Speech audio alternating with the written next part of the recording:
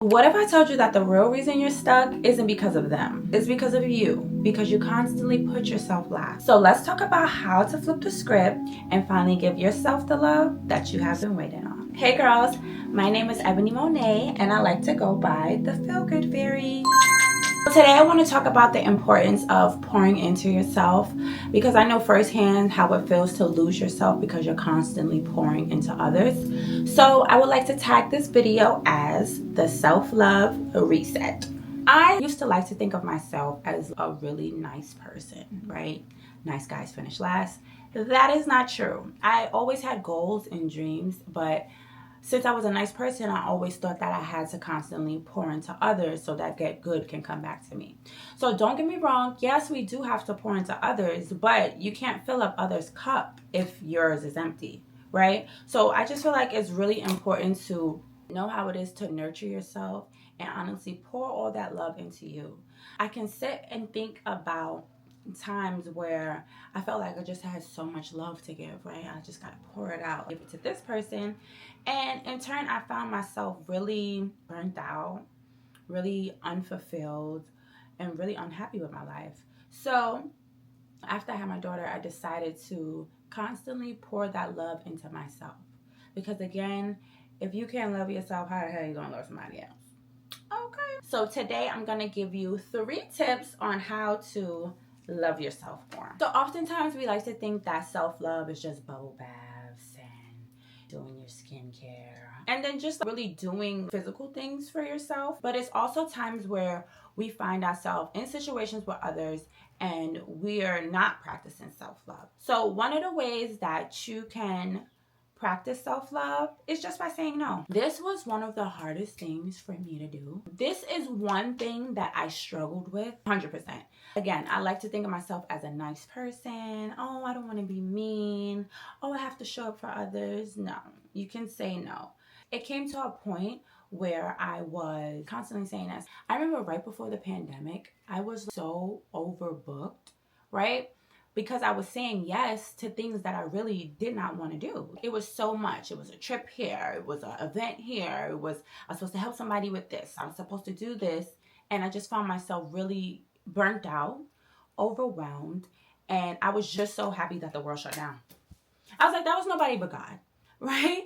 That was nobody but God. Like, if the world did not shut down, I don't know how I would have made it through that point, right? Because I was constantly pouring into others and I didn't have any time for myself, right? So oftentimes we may feel like we need to say yes in order to be a nice person and need to be liked and need to be loved. But honestly, or if that person really loves you, they'll understand why you're saying no. So ladies, don't be afraid to say no. It's literally okay. We're grown now. Even if you're like a teenager, you have authority to do what it is that you want to do with your life. I mean, like, if you're a teenager, you can't be saying no to your parents and stuff like that. Listen to your parents. But to my girls over 18, you have the authority to say no. It's literally your life. Nobody's going to scream at you. Nobody's going to beat you. And if they do, they just don't need to be in your life. And another thing my mom always taught me was that you can't make everything. Superstars can't make everything, okay? You have to say no sometimes. So let me tell you about this one time. It was my daughter's first birthday, and one of my longtime friends, her birthday is on the same day as my daughter. I took my daughter to San Diego for her birthday, and when my flight was returned, the day that I came back, it was my friend's 30th birthday party. I don't know if you guys been to Cali. I live in New York. It's a time difference. So I had to decide whether I was going to try to rush, stress myself out, and just be like frazzled in order to make it to the birthday party. But I chose my health and my peace of mind, and I just simply couldn't make it to the birthday party. Was she mad? No. Did the world end? No. I had my peace of mind and I was able to not, overwork myself and become burnt out. So sometimes superstars just can't make everything, okay? So keep that in mind when you're trying to decide what you should do and what you should not do. You come first, okay? But make sure if it's a birthday party or something, you send a card or something. It's like, there's other ways we can show up for people without being there physically. And when it comes to saying no, it's setting boundaries for yourself. Imagine a pool and there are walls on each side of the pool, right? It's like a boundary that keeps the water in there. If there are no boundaries in a pool, the water would just go everywhere. right? So think of yourself like that. You need boundaries in order to keep yourself together. Nobody's more important than you. It may sound selfish, but nobody is more important than you. You cannot pour into other people if you don't pour into yourself. So make sure you set those boundaries. You know what you like and you know what you don't like. And if you feel like you don't know what you like and what you don't like, just take a few minutes, grab a notebook, and draw a line down the middle. What I like on one side, you're going to write what I like. On the other side, you're going to write what I don't like. Just take a few minutes, 10 minutes to jot down what you do and what you don't like. It will help you put into practice exactly what it is. Oftentimes we can think, oh, why are they doing that? Because you're letting them. So try to do that, practice that, and by writing it out and seeing it on paper, it will give you a different kind of power because it's like, wow, I really don't like that. How many times have I let somebody cross that boundary when I didn't even know it was a boundary that I needed to put in place? So make sure you're setting boundaries and make sure you're saying no when you something that you don't want to do. Because again, you are in control and you have the power. So another way that we can practice self-love is by walking away from places and spaces where you just don't feel seen. Oftentimes we like to stay in situations that no longer serves us. We like to stay at maybe jobs or like groups where we're no longer like feeling seen, right? I came in to tell you today that there is a place for everyone. Okay, you feel like you're in a group of friends and they constantly overlook you or they constantly don't invite you somewhere, you need some new friends. Okay, if you're at a job where they're always giving people opportunities, or you feel like you never get promotions and things like that, it's time for you to just move on. God has a place for everyone. Okay, you should never be ignored. Nobody should ever downplay who you are. And if you feel like that's going on, it's time to pivot, my love.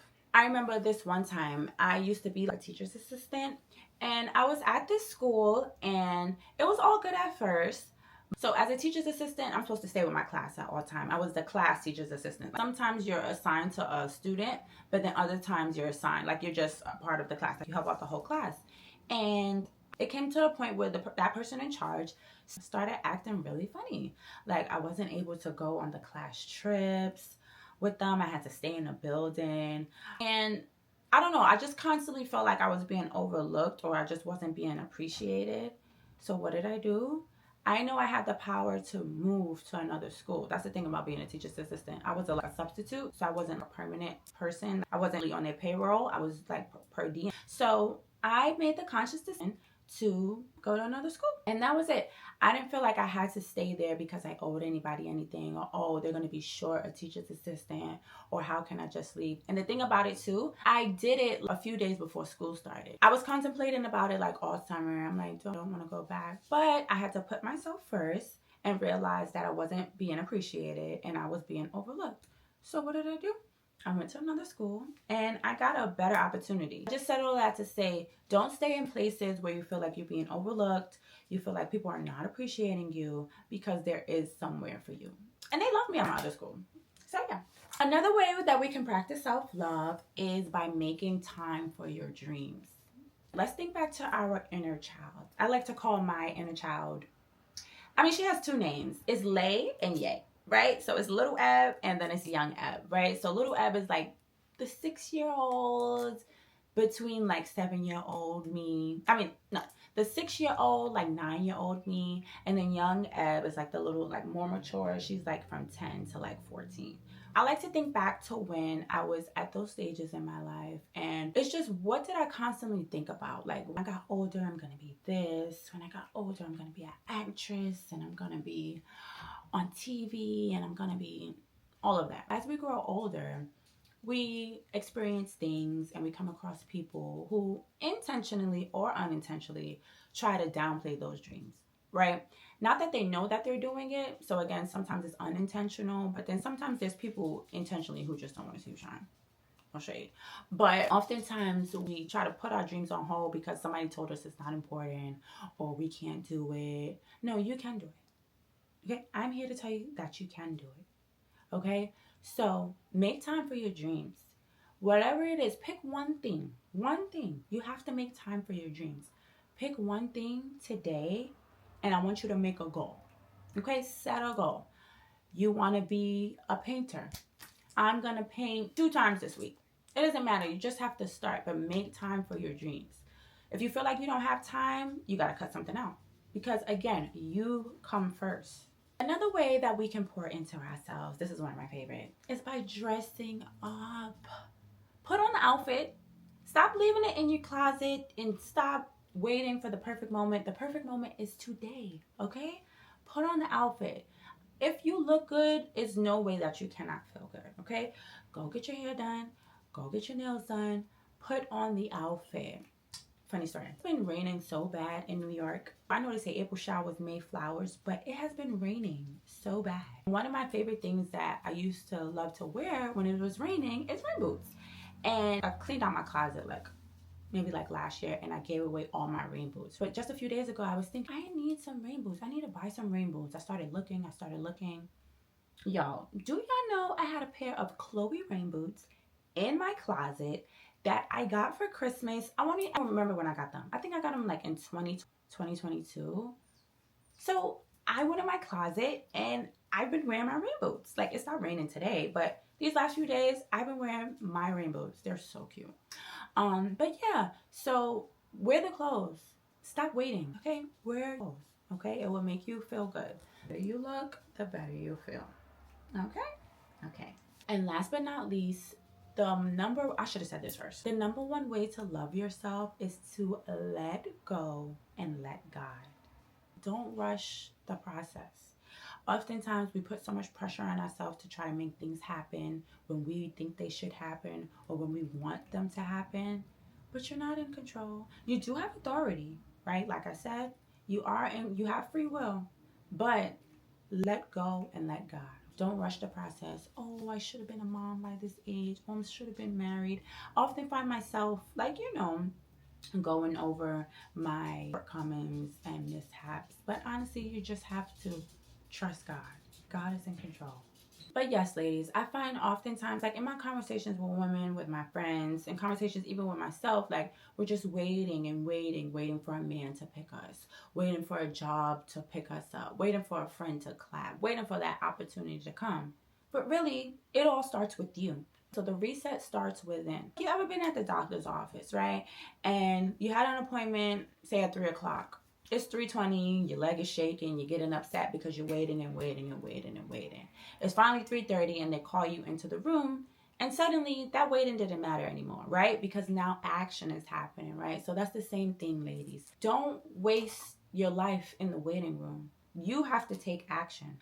You're waiting for a man, take yourself on a date. You're waiting for a job to hire you. I understand that, we need money and things like that, but start doing the work yourself. Find ways that you can honestly just pour into yourself. You're waiting for a friend to clap for you or tell you congratulations. Tell yourself congratulations. Do a celebration for yourself. We need to stop waiting on people to make us who we are and just honestly reset and just pour into ourselves. I personally buy more things, or just get my hair done, I'll feel okay. Just get my nails done, I'll feel okay. Yes, we must do those as well, but self-love honestly comes from within. So you don't want to dress up something that feels dead inside, right?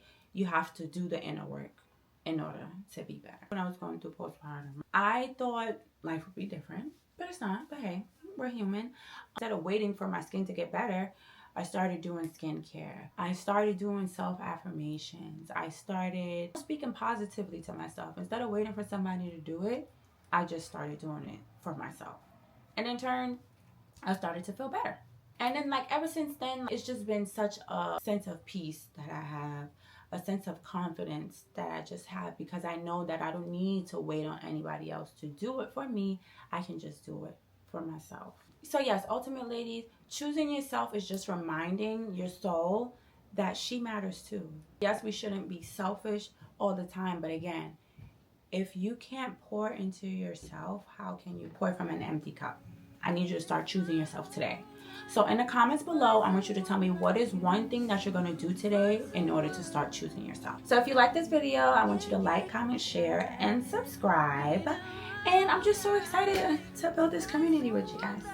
All glory to God. I just want to thank God for giving me that push to actually start this community. And I'm just so excited to see how it grows. And thank you for watching. I'll see you guys soon. Oh, yeah. Baby,